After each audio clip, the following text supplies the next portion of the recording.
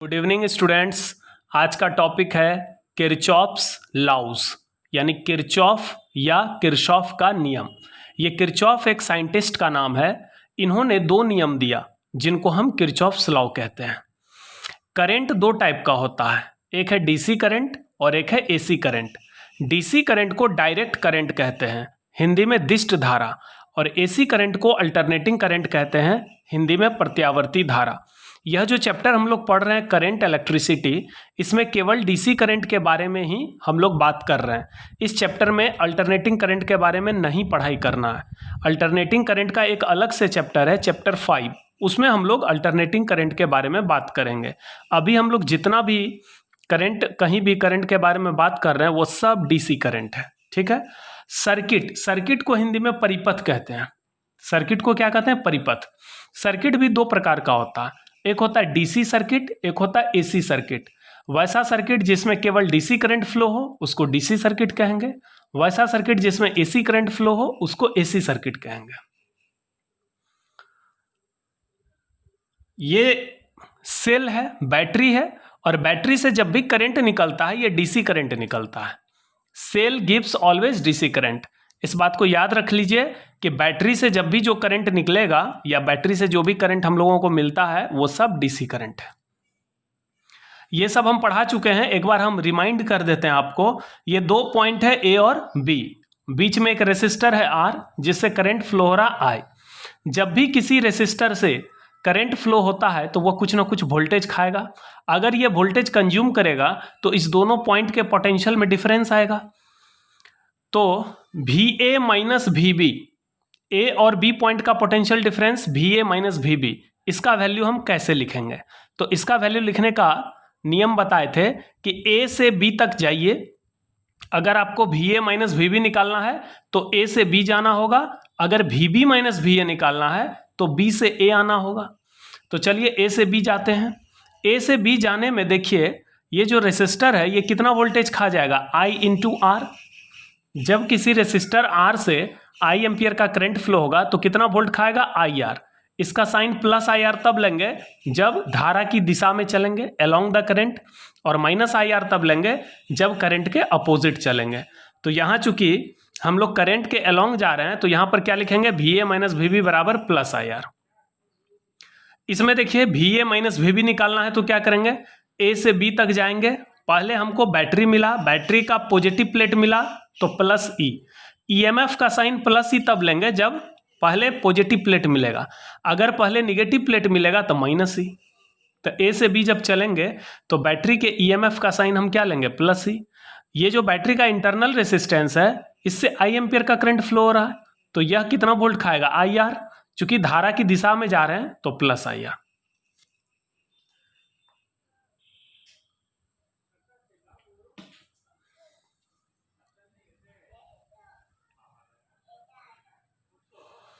अब यहां पर देखिए ये पॉइंट का पोटेंशियल है 10 वोल्ट, इस पॉइंट का पोटेंशियल है 6 वोल्ट, यहां पर रेसिस्टेंस है 1 ओम।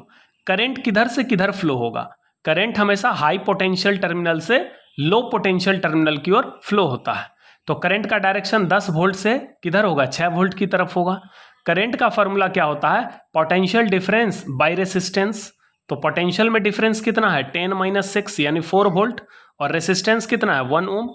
तो 4 वोल्ट बाय 1 ओम कितना करंट फ्लो होगा? 4 एम्पियर।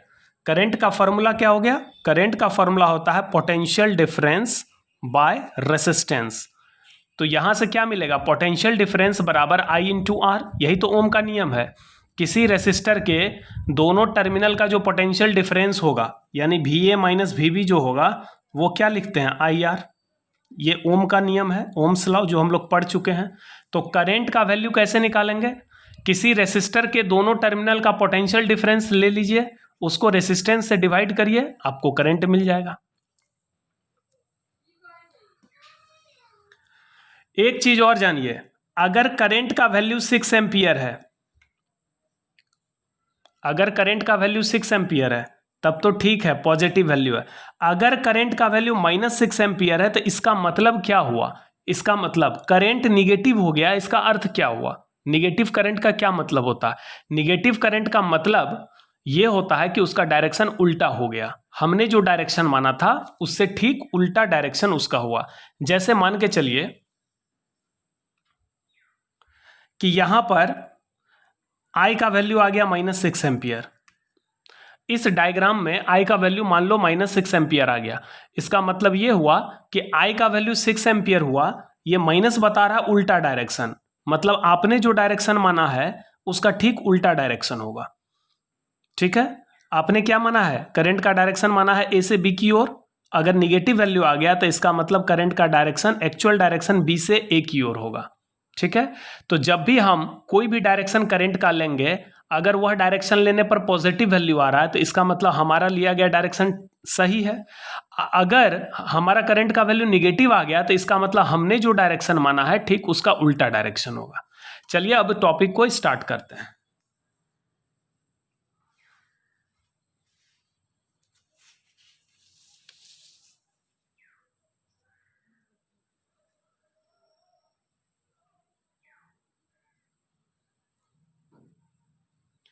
किरचॉफ्स लॉस यानी किरचॉफ का नियम।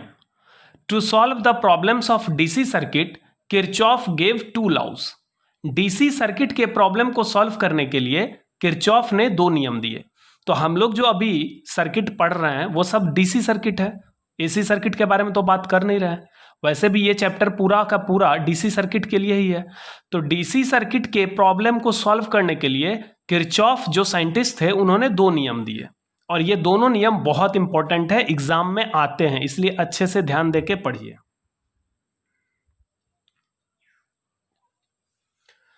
डीसी सर्किट के प्रॉब्लम को सॉल्व करने के लिए किरचॉफ ने 2 नियम दिए। अब फर्स्ट नियम देखिए। पहला जो नियम है उसको कहते हैं जंक्शन लॉ, या इसको हम करेंट लॉ भी कहते हैं। फर्स्ट लॉ को क्या कहते हैं, जंक्शन लॉ या करेंट लॉ।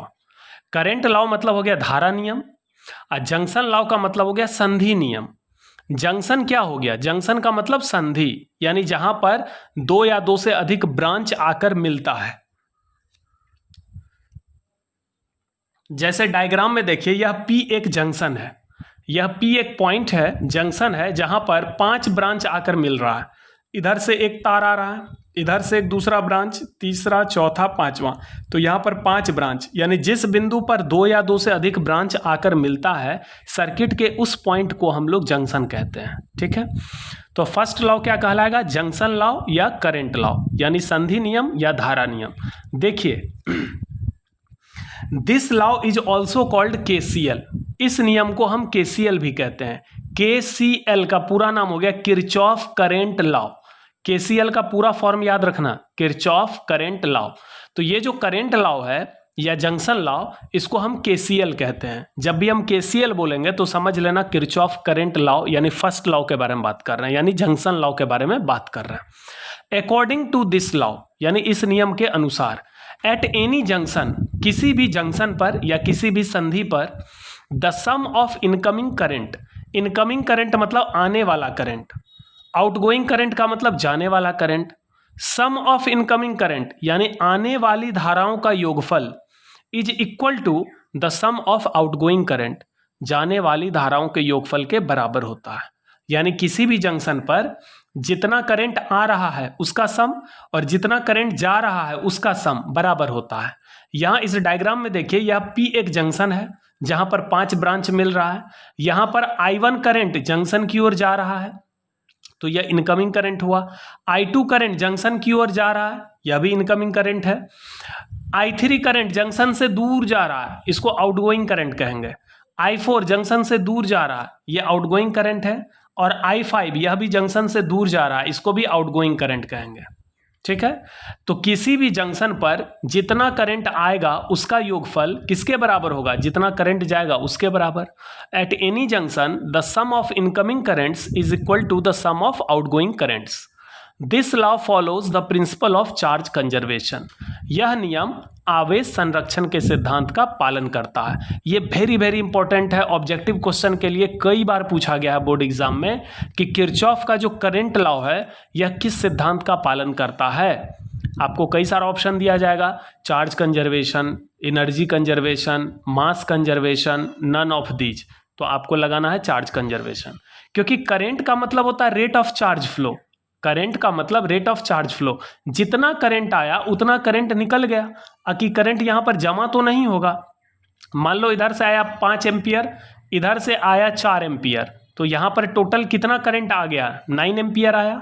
अब इसमें 1 एम्पियर गया, इसमें 3 एम्पियर गया, तो 1 + 3 4 चला गया, तो बच कितना गया 5। तो इस ब्रांच में 5 एम्पियर जाएगा, यानी जितना करंट आएगा उतना करंट निकल जाएगा। यहाँ पर जमा नहीं होगा करंट, करंट जमा नहीं होगा मतलब यहाँ पर चार्ज जमा नहीं होगा, जितना चार्ज आया उतना चार्ज निकल गया। इसलिए यह चार्ज कंजर्वेशन यानी आवेश संरक्षण के सिद्धांत का पालन करता है। एक बार हिंदी में पढ़ लेते हैं। इस नियम को केसीएल कहते हैं। केसीएल का मतलब किरचॉफ करंट लॉ। इस नियम के अनुसार किसी भी जंक्शन पर आने वाली धाराओं का योगफल जाने वाली धाराओं के योगफल के बराबर होता है। यह नियम आवेश संरक्षण के सिद्धांत का पालन करता है। For the junction P, junction P के लिए हम लोग क्या लिखेंगे, I1 + I2 बराबर I3 + I4 + I5। ये I1 और I2 इनकमिंग करंट है, I3 I4 I5 ये तीनों आउटगोइंग करंट है। तो इनकमिंग करंट का जो सम होगा वो आउटगोइंग करंट के सम के बराबर होगा। बात समझ में आया। इनकमिंग करंट यानी आने वाली धाराओं का योगफल जाने वाली धाराओं के योगफल के बराबर होगा। तो पहला नियम बहुत आसान है, बहुत इजी है, समझ में आ गया होगा। चलते हैं अब हम लोग सेकेंड लॉ पर। एक बार फिर से देख लीजिए, ये P एक जंक्शन है, यहां पर ये दोनों करंट आ रहा है और ये तीनों करंट जा रहा है, तो आने वाली धाराओं का योगफल जाने वाली धाराओं के योगफल के बराबर होगा। बहुत इजी है, आसान है। करंट लॉ को हम जंक्शन लॉ भी कहते हैं, केसीएल कहते हैं, और यह हमेशा चार्ज कंजर्वेशन के प्रिंसिपल को फॉलो करता है, क्योंकि करंट का सीधा संबंध चार्ज से होता है। Current is defined as the rate of charge flow.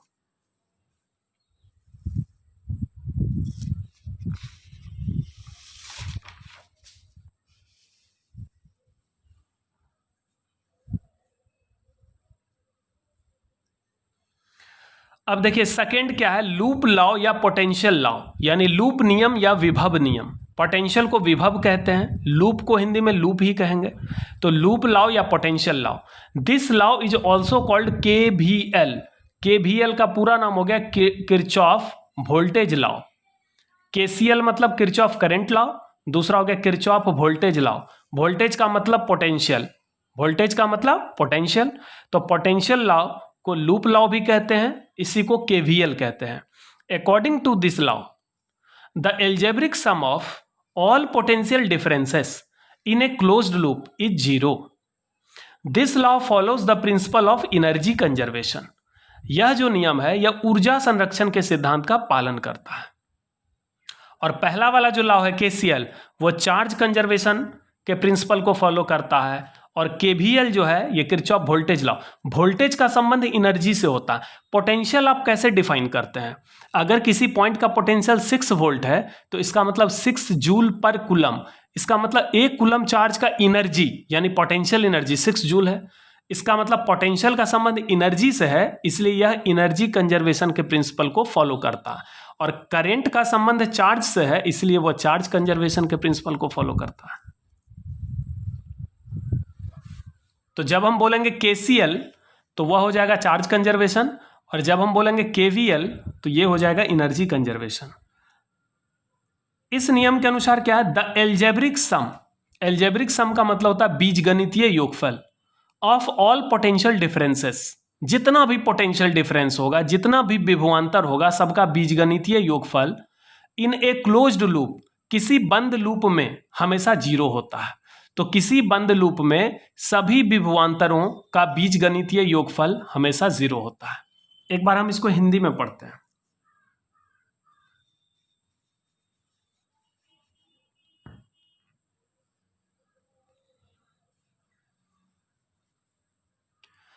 इस नियम को केवीएल भी कहते हैं। केवीएल का मतलब हो गया किरचॉफ वोल्टेज लॉ। इस नियम के अनुसार किसी बंद लूप में सभी विभवांतरों का बीजगणितीय योगफल 0 होता है।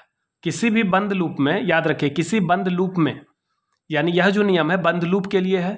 किसी बंद लूप में जितना भी पोटेंशियल डिफरेंस होगा, चाहे ईएमएफ हो बैटरी का या I इंटू आर हो, कोई भी रेसिस्टर से जब करंट फ्लो होता है तो वो वोल्टेज खाता है IR, तो सारे विभवांतर का जो बीजगणितीय योगफल होगा वो 0 होगा।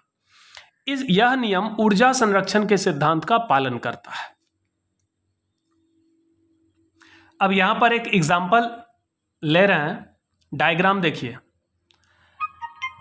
यह जो डायग्राम है इसमें A, B, C, D, A यह एक बंद लूप है।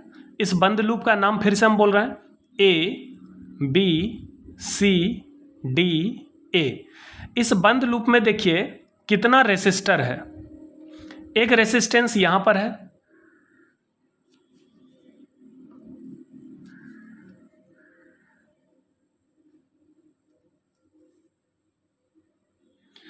एक रेसिस्टेंस यहां पर है R1, R2, R3, R4 यानी 4 रेसिस्टेंस है। और बैटरी, 2 बैटरी है, एक बैटरी का ईएमएफ है E1, दूसरे का ईएमएफ है E2। इस ब्रांच में I1 करंट फ्लो हो रहा है, इस वाले ब्रांच में I2 करंट फ्लो हो रहा है, इस ब्रांच में I3 करंट फ्लो हो रहा है और इस ब्रांच में I4 फ्लो हो रहा है, लेकिन ऊपर से नीचे फ्लो हो रहा है। इस तरह से यह एक क्लोज्ड लूप है। इस बंद लूप के लिए हम क्या लिख सकते हैं? फॉर द लूप ABCDA, यह जो लूप है A से चलना स्टार्ट करिए और फिर घूमकर A पर आइए।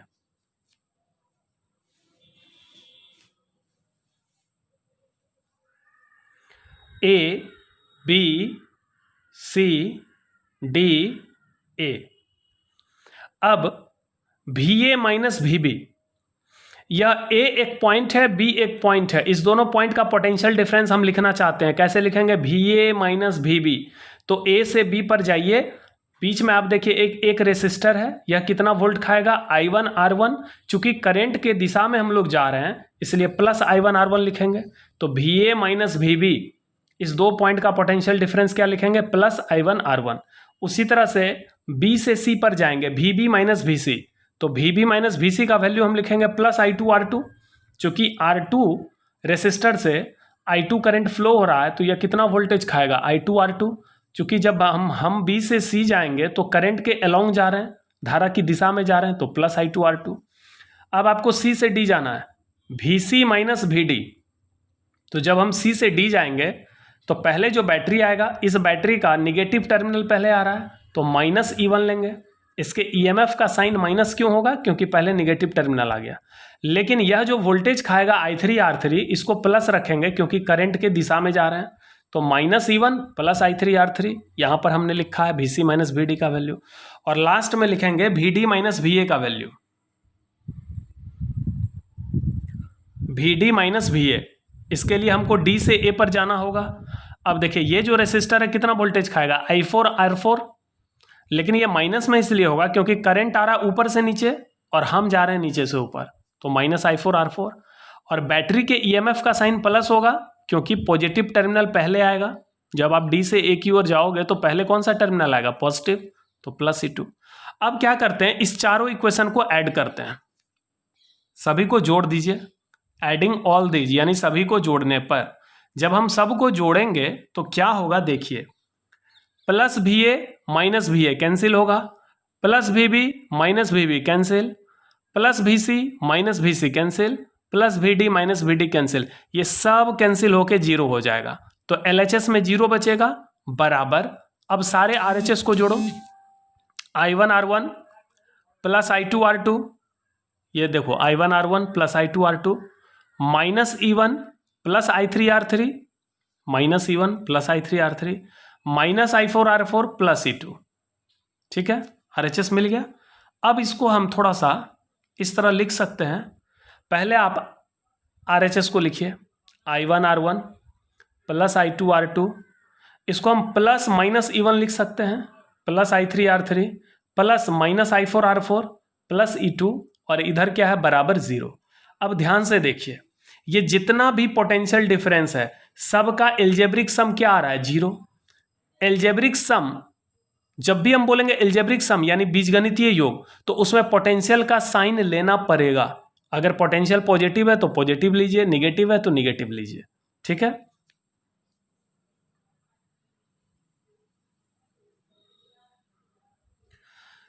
तो ये जो बंद लूप है, किरचॉफ का जो वोल्टेज लॉ है, वोल्टेज लॉ क्या कहता है कि किसी भी बंद लूप में, ये आप बंद लूप देख रहे हैं, A B C D A, यह एक बंद लूप है।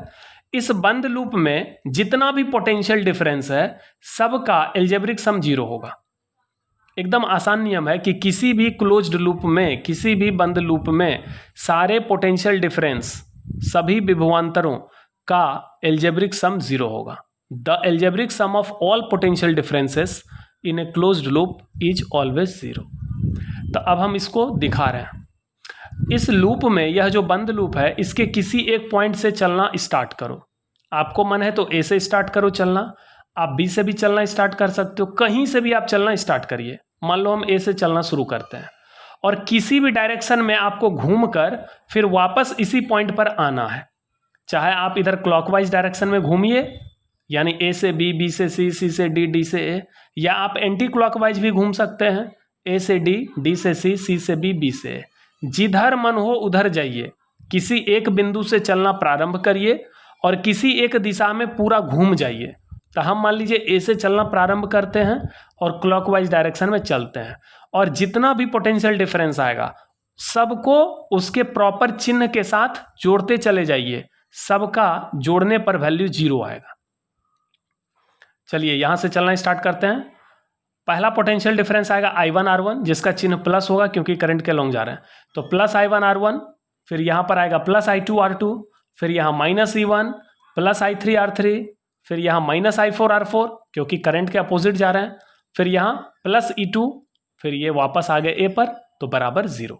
यानी एक पोटेंशियल डिफरेंस यहाँ मिलेगा, दूसरा यहाँ, तीसरा यहाँ, चौथा यहाँ, पांचवा यहाँ, छठा यहाँ। 6 पोटेंशियल डिफरेंस है, सबका एल्जेब्रिक सम 0 होगा। एक बार आप बोलिए, I1 R1 plus I2 R2 minus E1 plus I3 R3 minus I4 R4 plus E2, पहुंच गए ए पर, बराबर 0। आप चाहें तो इधर से भी लिख सकते हैं। इधर से चलेंगे तो क्या लिखेंगे, पहले निगेटिव टर्मिनल आ गया तो हम क्या लिखेंगे, minus E2 plus I4 R4 क्योंकि करंट की दिशा में जा रहा है, minus I3 R3 plus E1 minus I2 R2 minus I1 R1 बराबर 0। इसका आप प्रैक्टिस कर लीजिएगा, बहुत आसान सा नियम है। किरचॉफ का जो वोल्टेज लॉ है वो ये कहता है कि किसी भी बंद लूप में, किसी भी क्लोज्ड लूप में सभी पोटेंशियल डिफरेंस का एल्जेब्रिक सम 0 होता है। तो यहाँ पर आप देखिए वही चीज़ यहाँ पर लिखा हुआ है कि जितना भी पोटेंशियल डिफरेंस है, I1 R1 plus I2 R2 minus E1 plus I3 R3 minus I4 R4 plus E2 बराबर 0। सारे पोटेंशियल डिफरेंस का एल्जेब्रिक सम कितना आ गया, 0। यही है किरचॉफ का वोल्टेज लॉ। अब हम आपको कुछ न्यूमेरिकल बताएंगे इस दोनों लॉ को क्लियर करने के लिए। हम लोग ज़्यादा नहीं, थोड़ा सा न्यूमेरिकल देख लेते हैं। कुछ न्यूमेरिकल किरचॉफ करंट लॉ का है, कुछ किरचॉफ वोल्टेज लॉ का है, ताकि ये दोनों नियम और इजी हो जाए समझना।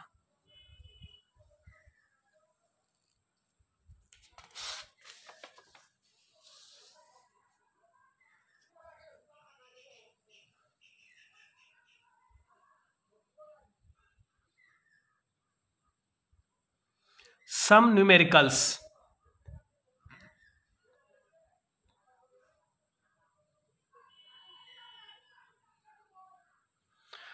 इस सर्किट को ध्यान से देखिए। P एक जंक्शन है, इधर से कितना करंट आ रहा है, I1 जिसका वैल्यू है 20 एम्पियर। इस ब्रांच में करंट है I2 जिसका वैल्यू 10 एम्पियर। इस ब्रांच में करंट है I4 जिसका वैल्यू फाइंड करना है, और इस ब्रांच में है करंट I3 जिसका वैल्यू है 16 एम्पियर। आपको I1 का वैल्यू दिया गया है, I2 का वैल्यू पता है, I3 का वैल्यू पता है, I4 का वैल्यू निकालना है। ठीक है, किसका वैल्यू निकालना है,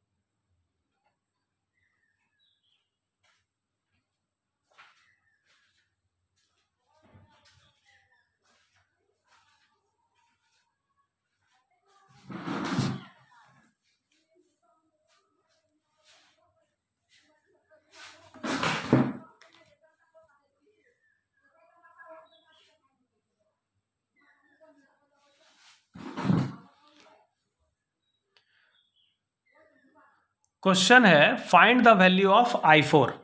I4 का वैल्यू निकालना है। कैसे निकालेंगे? तो यहां पर ध्यान दीजिए, ये जो जंक्शन P है, यहां पर कौन सा करंट इनकमिंग है और कौन सा करंट आउटगोइंग है, पहले इस बात का पता लगाइए। तो यहां पर देखिए I1 कैसा करंट है, इनकमिंग।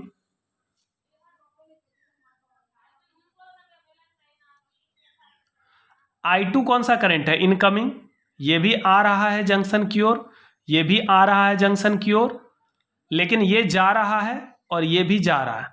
तो हम यहां पर लिख सकते हैं फॉर द जंक्शन P, इसका आंसर देखिए, फॉर द जंक्शन P जितना भी इनकमिंग करंट है उसको जोड़िए और जितना आउटगोइंग करंट है उसको जोड़िए। I1 I2 इनकमिंग करंट है तो इसका योगफल, I3 I4 आउटगोइंग करंट है, इसका योगफल बराबर होगा। I1 का वैल्यू 20, I2 का वैल्यू 10, I3 का वैल्यू 16, I4 निकालना है। तो I4 का वैल्यू कितना आ गया, 14 एम्पियर। अगर प्लस 14 एम्पियर आ रहा है तो इसका मतलब जो डायरेक्शन यहां दिखाया हुआ है एक्चुअल में वही डायरेक्शन होगा। अगर ये माइनस में आ जाता तो इसका मतलब करंट का डायरेक्शन नीचे से ऊपर होता, लेकिन ऐसा है नहीं। सेकंड क्वेश्चन आइए। सेकंड क्वेश्चन भी बहुत इजी है।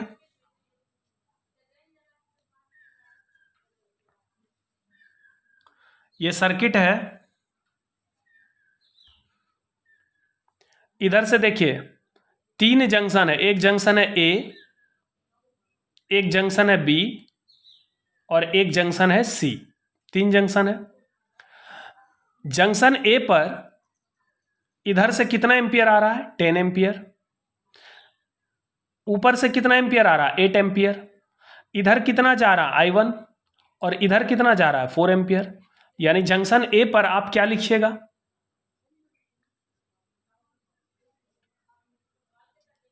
फॉर जंक्शन A, इसका आंसर देखिए, फॉर जंक्शन A के लिए हम लिख सकते हैं इनकमिंग करंट कौन कौन सा हो गया, एक हो गया 10 एम्पियर इधर से,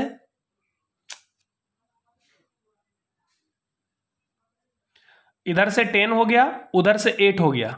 इधर से 8 एम्पियर आ रहा है, उधर से 10 एम्पियर आ रहा है, तो ये दोनों इनकमिंग करंट हो गया। आउटगोइंग करंट हो गया, इधर से I1 जा रहा है, इधर से 4 जा रहा है। तो हम लिख सकते हैं 10 + 8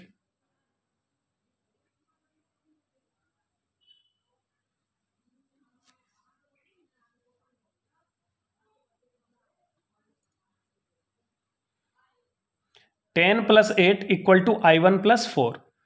तो I1 का वैल्यू कितना मिल गया, 14 एम्पियर। फिर जंक्शन B पर देखो, इधर से कितना आ रहा है, I1, इधर से कितना आ रहा है, 4, इधर कितना जा रहा है, ऊपर जा रहा है 6, और इधर कितना जा रहा है, I2। तो हम जंक्शन B के लिए क्या लिखेंगे, इनकमिंग करंट कौन कौन सा है, इधर से I1 और इधर से 4। I1 का वैल्यू कितना आया है, 14, तो इधर से 14 इधर से 4, तो 14 + 4 18 हो गया। और जाने वाला करंट है 6 और I2, तो 6 + I2, तो I2 का वैल्यू मिल गया 12। जंक्शन C के लिए देखिए इनकमिंग करंट है इधर से I2 और इधर से है 8, आउटगोइंग करंट है ऊपर 4 और इधर I3। तो जंक्शन C के लिए क्या इक्वेशन लिखेंगे, 12 + 8, I2 का वैल्यू कितना आया है, 12, ये देखो 12, तो 12 + 8 ये दोनों इनकमिंग करंट है, आउटगोइंग करंट है 4 + I3 का वैल्यू मिल गया 16 एम्पियर। देखो क्वेश्चन में क्या निकालना है, find the value of I1 I2 and I3। ये जो सर्किट है इसमें आपको I1 I2 और I3 का वैल्यू निकालना है, I1 I2 I3 का वैल्यू निकालना है। कैसे निकालेंगे, तो यहाँ पर 3 जंक्शन है A B एंड C, तीनों जंक्शन पर आपको KCL लगाना है, किरचॉफ करंट लॉ, और फिर आपको I1 I2 I3 का वैल्यू निकालना है। सिंपल है।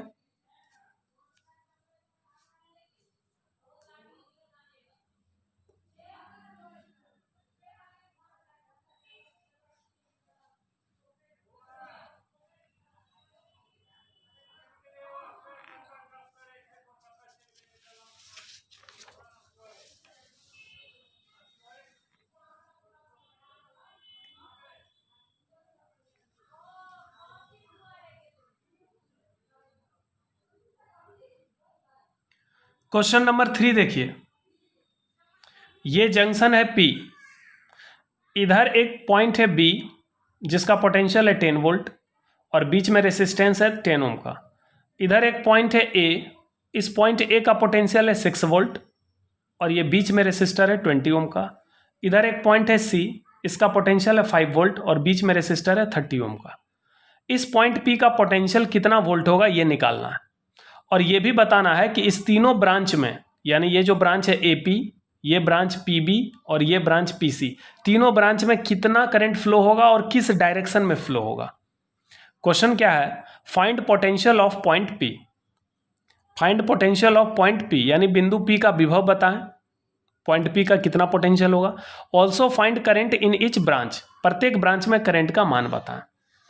यहां क्वेश्चन में ध्यान दीजिए, करंट का डायरेक्शन बिल्कुल नहीं दिखाया गया है, किस ब्रांच में कितना करंट फ्लो हो रहा है और किधर फ्लो हो रहा है ये निकालना है, ये दिया गया नहीं है। तो ऐसे स्थिति में हम क्या करेंगे कि हम मान लेते हैं कि इस ब्रांच में I1 करंट फ्लो हो रहा है, इस ब्रांच में I2 करंट फ्लो हो रहा है और इस ब्रांच में I3 करंट फ्लो हो रहा है। मानना ही पड़ेगा, जब नहीं दिया हुआ है तो कुछ तो मानिएगा। फर्स्ट इस ब्रांच में क्या मानेंगे, I1, इस ब्रांच में I2 करंट और इस ब्रांच में I3। अब डायरेक्शन किधर मानेंगे, तो आपको जिधर मर्जी है उधर डायरेक्शन मान लीजिए, ठीक है। अगर आपने जो डायरेक्शन माना उसके हिसाब से पॉजिटिव वैल्यू आ गया तो आपका वैल्यू, आपका जो डायरेक्शन है वो सही है।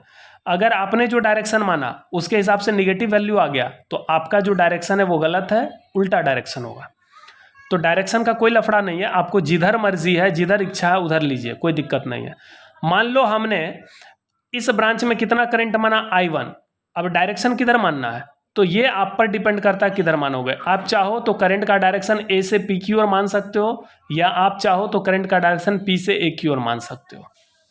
तो देखिए अब हम स्टार्ट करते हैं इसका answer. In the figure the direction of current is not given. In the figure, the direction of current is not given.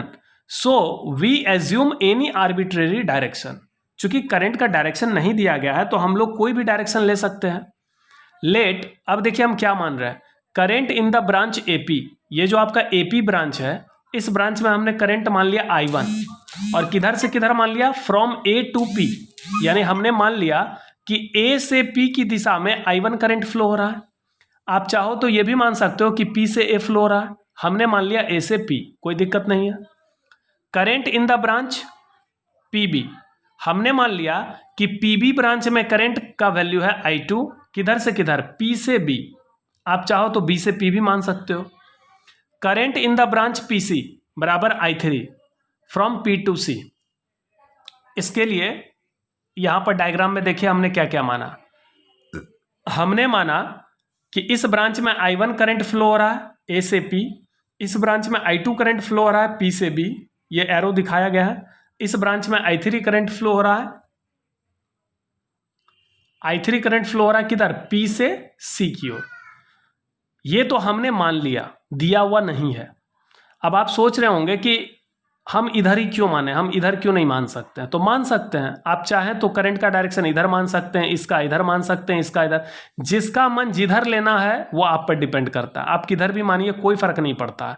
आप चाहें तो इसका डायरेक्शन इधर भी मान सकते हैं, इसका इधर भी मान सकते हैं। अब हम चलते हैं at junction P, junction P पर, ये जो जंक्शन P है इस पर देखिए इनकमिंग करंट है I1, जबकि I2 और I3 आउटगोइंग करंट है। तो इनकमिंग करंट हो गया I1 और आउटगोइंग करंट है I2 और I3। तो I1 बराबर I2 प्लस I3 लिख सकते हैं। इधर से जो करंट आया ये थोड़ा इधर गया, थोड़ा इधर गया, तो I1 equal to I2 plus I3 ऐसा लिख सकते हैं।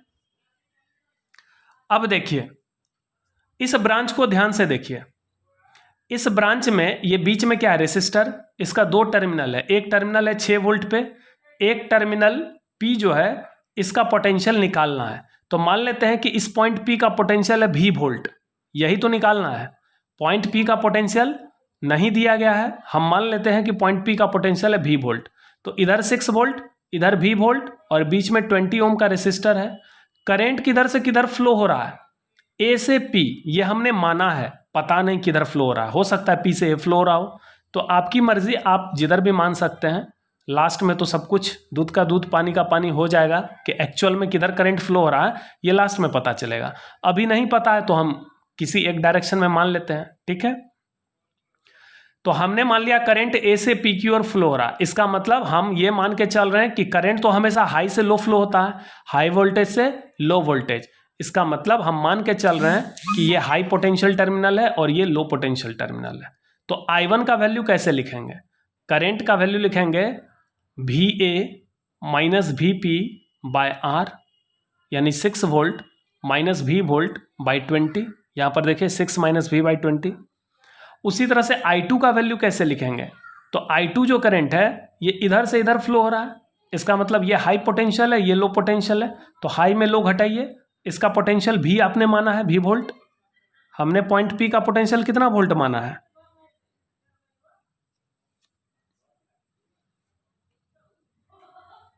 हमने पॉइंट P का पोटेंशियल V वोल्ट माना है। तो हम I2 का वैल्यू क्या लिखेंगे? V minus 10 volt by 10 ohm, V minus 10 by 10। I3, यह I3 करंट P से C की ओर फ्लो रहा है, तो इसका पोटेंशियल है P, इसका पोटेंशियल है 5, तो V, इसका पोटेंशियल है V वोल्ट, तो V माइनस 5 बाय रेसिस्टेंस है 30। ऐसे कर सकते हैं। अब इसको सिंपली आपको सॉल्व करना है। ये 10 और 30 का एलसीएम हो गया 30, 10 3 जा 30, 3 से मल्टीप्लाई होगा। नीचे ये 0 और 0 क्या हो गया? कैंसिल हो गया। इसको जब आप सॉल्व करेंगे तो आप देखेंगे कि V का वैल्यू आ गया 8 वोल्ट। तो पॉइंट P का पोटेंशियल निकालना था जो कि निकल गया 8 वोल्ट। ठीक है, अब क्या निकालना है? करेंट का वैल्यू। पॉइंट P का पोटेंशियल मिल गया 8 वोल्ट, ये 8 वोल्ट है, ये 6 वोल्ट है। जरा सोचो, अगर ये 8 वोल्ट आया है और ये 6 वोल्ट है तो करंट किधर से किधर फ्लो होगा? करंट इधर फ्लो होगा, लेकिन हमने किधर माना? इधर। तो ये तो हमने गलत माना, लेकिन वो अपने आप करेक्ट हो जाएगा। देखिए आप अब I1 का वैल्यू निकालेंगे। तो I1 का वैल्यू आपने क्या लिखा था? 6 माइनस V बाई 20। I1 का वैल्यू आपने क्या लिखा था? 6 volt minus V volt by 20। V का वैल्यू निकला है 8, वहां से I1 मिल जाएगा।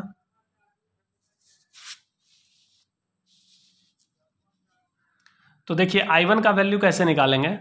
I1 का वैल्यू 6 माइनस V बाई 20, तो 6 माइनस V का value 8 by 20 minus 2 by 20 minus 1 by 10 minus 0.1 ampere.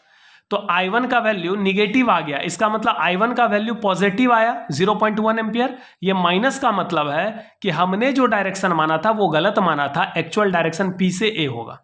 हमने डायरेक्शन क्या माना था? A से P। हमने I1 का डायरेक्शन A से P माना था, लेकिन एक्चुअल में करंट किधर फ्लो होगा? P से A, क्योंकि मेरा I1 निगेटिव आ रहा। उसी तरह से I2 का वैल्यू कितना होगा? V minus 10 by 10। यहां पर V का वैल्यू डालिए। I2 का value V minus 10 by 10, V का value 8 minus 10 by 10 minus 2 by 10 minus 0.2 ampere. इसका मतलब I2 का वैल्यू 0.2 एम्पियर होगा, लेकिन B से P होगा। जबकि हमने किधर माना था? हमने माना था P से B, लेकिन I2 निगेटिव आ गया। इसका मतलब करंट इधर से इधर फ्लो हो रहा। इसका मतलब इधर से करंट आ रहा है, एक पार्ट इधर गया, और इस वाले करंट का वैल्यू I3 का वैल्यू कितना है? V minus 5 by 30। I3 का वैल्यू यहां देखिए V माइनस 5 बाई 30, V का value 8 minus 5 by 30, 3 by 30, 1 by 10, 0.1 ampere. ये पॉजिटिव वैल्यू आ गया। इसका मतलब आपने जो डायरेक्शन माना था P से C, वो सही डायरेक्शन माना था। इसका मतलब ये जो डायरेक्शन हमने माना था कि P से C की ओर फ्लो रहा है, ये बिल्कुल सही डायरेक्शन है। तो ये दो डायरेक्शन उल्टा हो गया। एक्चुअली हमने माना था P से B, लेकिन करंट आ रहा इधर से इधर, तो इधर से करंट आ रहा है, एक पार्ट इधर गया, एक पार्ट इधर गया। ठीक है, इसीलिए आप स्टार्टिंग में करंट का कुछ भी डायरेक्शन ले सकते हैं, बाद में वो खुद ही वैल्यू एडजस्ट हो जाएगा। ठीक है, निगेटिव करंट का मतलब वैल्यू वो ही रहेगा, लेकिन डायरेक्शन उल्टा होगा। आपने जो माना है उसका उल्टा डायरेक्शन।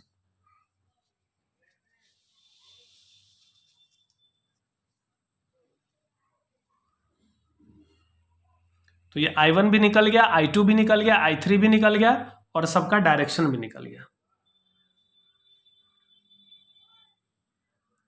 अब देखिए एक लास्ट क्वेश्चन है, क्वेश्चन नंबर 4।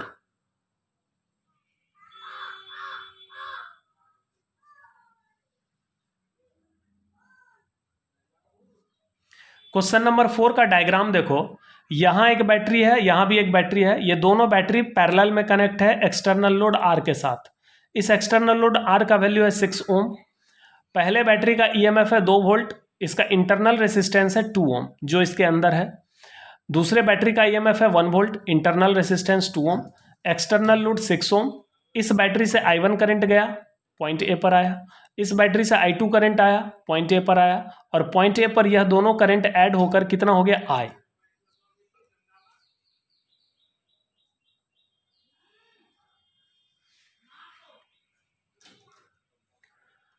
ये जो पॉइंट ए है यहां पर क्या हो गया, दोनों करंट ऐड हो गया, इधर से I1 इधर से I2, ये ऐड होकर कितना हो गया, I। तो एक्सटर्नल लोड में कितना करंट फ्लो हो रहा, I। क्वेश्चन क्या है देखिए, find the value of I1, I2 and I। I1 का वैल्यू निकालना है, I2 का वैल्यू निकालना है और I का वैल्यू निकालना है।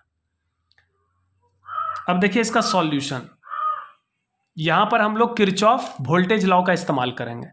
अभी जो हमने 3 क्वेश्चन बताया वो तीनों क्वेश्चन किरचॉफ करंट लॉ का था, लेकिन अब जो ये चौथा क्वेश्चन बताने जा रहे हैं ये किरचॉफ वोल्टेज लॉ का है। इस क्वेश्चन को देखिए और समझिए कि किस तरह से हम किरचॉफ वोल्टेज लॉ का इस्तेमाल करते हैं। इस डायग्राम में आपको क्या निकालना है, I1, I2 और I। जबकि ये पता है कि I1 और I2 को ऐड करेंगे तो ये I होगा, तीनों का वैल्यू निकालना है।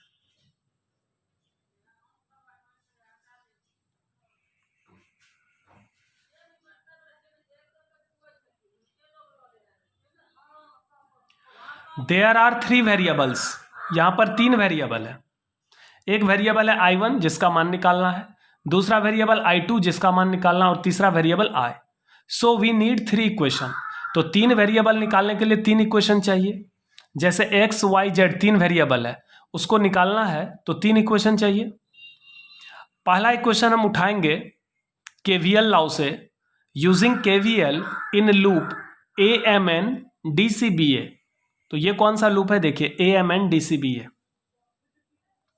यहां पर देखिएगा तो A, फिर यहां से चलते आइए M N D C B A, यानी ये जो लूप है ये ऊपर वाला लूप है। इस तरह से ध्यान से देखिएगा, फिर से देखिए AMN DCBA। A से स्टार्ट करिए, A, यहां पर M N D, ऊपर C, इधर B, इधर है। ये लूप है कि नहीं, पूरा बंद लूप है।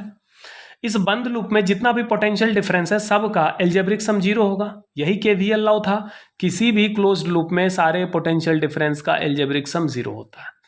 तो ये जो लूप है AMN DCBA, इस लूप में हम लोग कहीं से भी स्टार्ट करेंगे किसी भी डायरेक्शन में। तो हम पॉइंट A से चलना स्टार्ट करते हैं और ऐसे करके हम चलते हैं, ठीक है। जितना पोटेंशियल डिफरेंस आएगा उसको लिखते चलो। ये यहां पर पोटेंशियल डिफरेंस आएगा। पोटेंशियल डिफरेंस तब आएगा जब कोई रेसिस्टर आ जाए या कोई बैटरी आ जाए। तो ये कितना वोल्ट खाएगा, 6 ओम का रेसिस्टर है, I करंट फ्लो हो रहा है, तो ये 6I होता है ना, V बराबर IR। R का मान है 6 ओम, करंट है I, तो ये 6I होगा। चूंकि धारा की दिशा में जा रहे हैं तो प्लस 6I लिखेंगे।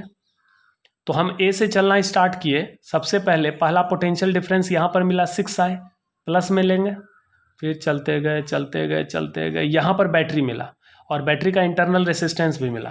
तो यह जो इंटरनल रेसिस्टेंस है 2 ओम, इससे I1 करंट जा रहा है, तो ये कितना करंट खाएगा, सॉरी कितना वोल्टेज खाएगा, IR। तो कितना लिखेंगे, I1 इंटू 2, यानी 2I1 हो जाएगा। करंट के दिशा में जा रहे हैं तो प्लस 2I1 लिखेंगे, लेकिन EMF का साइन माइनस लेंगे क्योंकि जब इधर से इधर जाइएगा तो पहले नेगेटिव टर्मिनल आ गया, तो -E1 यानी -2 वोल्ट लिखेंगे। फिर यहाँ से चलते चलते कहाँ पहुँच गए, A पर। तो यानी कि एक पोटेंशियल डिफरेंस यहाँ मिला और 2 यहाँ पर मिला, टोटल 3 पोटेंशियल डिफरेंस है। इसको देखिए कैसे लिखेंगे equation, 6I plus 2I1 minus 2 बराबर 0। ये कैसे लिखा गया, फिर से देख लीजिए। A से चलना स्टार्ट करिए, ये कितना वोल्टेज खाएगा, 6I अलोंग द करंट है। यह कितना वोल्ट खाएगा, 2 ohm into I1, 2I1 along the current plus 2I1, ये EMF -2 बराबर 0। अब इस इक्वेशन को करना क्या है, यहां से आपको I1 का वैल्यू निकाल लेना है। 6I प्लस 2I1 -2 बराबर 0, 6I प्लस 2I1 बराबर 2, 2 से डिवाइड कर दो तो यहाँ 3I, यहाँ I1, यहाँ 1, यहाँ से I1 का वैल्यू 1 - 3I, इसको इक्वेशन 1 मान लो, ठीक है। अब एक और लूप है, ध्यान से देखिए, एक और लूप है जिसका नाम है AMNDGFA। इससे पहले अभी हमने कौन सा लूप लिया था? ऊपर वाला AMNDCBA, ऊपर वाला लूप।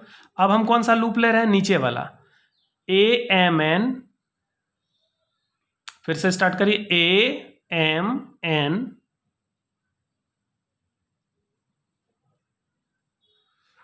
AMNDGFA स्टार्ट करेंगे। इक्वेशन क्या आएगा? ए से स्टार्ट करिए चलना। यहां पर कितना वोल्ट खाएगा? 6I + 6I। चलते जाइए चलते जाइए, इधर आइए। 6I, ये कितना वोल्ट खाएगा? 2 ओम का रेसिस्टेंस है, I2 करंट जा रहा है, 2I2 प्लस में जाएगा अलोंग द करंट। तो 6I + 2I2 -1 वोल्ट, क्योंकि EMF माइनस होगा, निगेटिव टर्मिनल है, बराबर 0।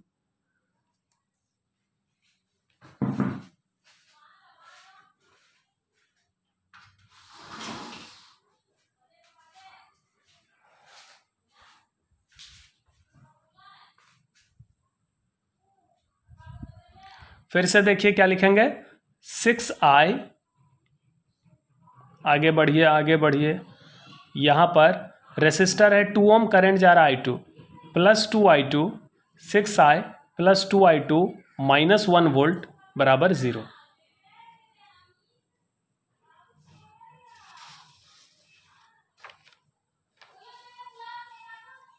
यूजिंग KVL इन AMNDGFA, 6I + 2I2 -1 बराबर 0। यहाँ से आपको I2 का वैल्यू मिल जाएगा, इसको इक्वेशन 2 मान लीजिए। ये -1 को इधर ले आओ, +1, 6I को भी इधर ले आओ, -6I, 2 को नीचे डाल दो, इक्वेशन 2 आ गया। अब I1 और I2 का सम I के बराबर होगा। ये तो आप जानते हैं कि I1 और I2 को जोड़ने पर I के बराबर होगा। यहां पर देखिए, जंक्शन ए के लिए हम क्या लिख सकते हैं? I1 इधर से आया, I2 इधर से आया, बराबर कितना हो गया? I। तो जंक्शन ए पर हम क्या लिखेंगे? I1, जंक्शन ए पर हम क्या लिखेंगे? I1 + I2 बराबर I।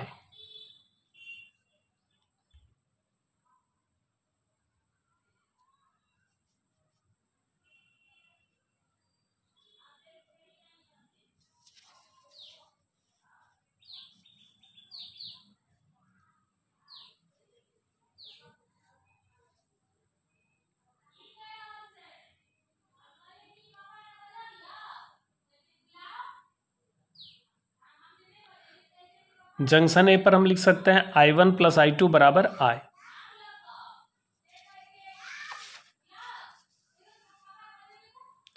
तो यहां पर हम I1 + I2 बराबर I लिख सकते हैं। I1 का वैल्यू 1 - 3I, I2 का वैल्यू 1 - 6I/2 बराबर I। अब इसको सॉल्व करेंगे, 2 2 1 = 2 -6I + 1 - 6I 2I। यहाँ से I का वैल्यू मिल गया 3/14 एम्पियर। फ्रॉम इक्वेशन 1 I1 का वैल्यू 1 - 3I, I का वैल्यू रखोगे तो I1 मिल गया 5/14 एम्पियर। इक्वेशन 2 से I2 का वैल्यू मिल जाएगा -4/28, यानी -1/7 एम्पियर। तो देखिए, I1 का वैल्यू पॉजिटिव मिला, इसका मतलब जो डायरेक्शन दिखाया गया वो ठीक है। I का भी वैल्यू पॉजिटिव मिला, लेकिन I2 का वैल्यू निगेटिव आने का मतलब है कि जो डायरेक्शन दिखाया गया है क्वेश्चन में उसका ठीक उल्टा डायरेक्शन होगा, तो I2 का वैल्यू उल्टा होगा। I2 बराबर, तो I2 का वैल्यू कितना हो जाएगा? 1/7 एम्पियर। डायरेक्शन हो जाएगा F से G। डायरेक्शन किधर होगा? F से G।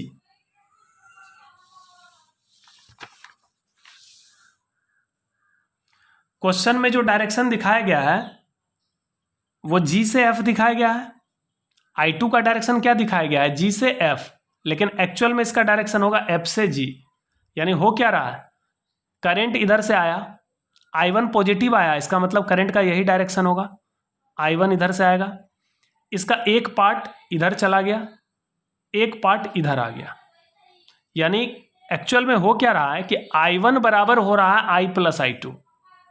एक्चुअल में क्या हो रहा है कि I1 इधर से आया, एक पार्ट इधर गया, एक पार्ट इधर गया, ये दोनों पार्ट आकर पॉइंट D पर ऐड होकर वापस इसमें चला गया। यानी I1 बराबर होगा I प्लस I2। लेकिन हम लोग जो डायरेक्शन दिखाया गया है उस डायरेक्शन पर हम लोग जब चलेंगे तो मेरा वैल्यू निगेटिव आ रहा है। निगेटिव का मतलब वैल्यू उतना ही रहेगा, बस डायरेक्शन उल्टा हो जाएगा एक्चुअल में। ठीक है, तो ये जो 4 क्वेश्चन मैंने बताया ये किरचॉफ करंट लॉ और किरचॉफ वोल्टेज लॉ पर बेस्ड था। इसको अच्छे से समझ लीजिएगा, दोनों लॉ बहुत इंपॉर्टेंट है। ठीक है, आगे नेक्स्ट क्लास में हम लोग व्हीटस्टोन ब्रिज के बारे में पढ़ेंगे। Thank you.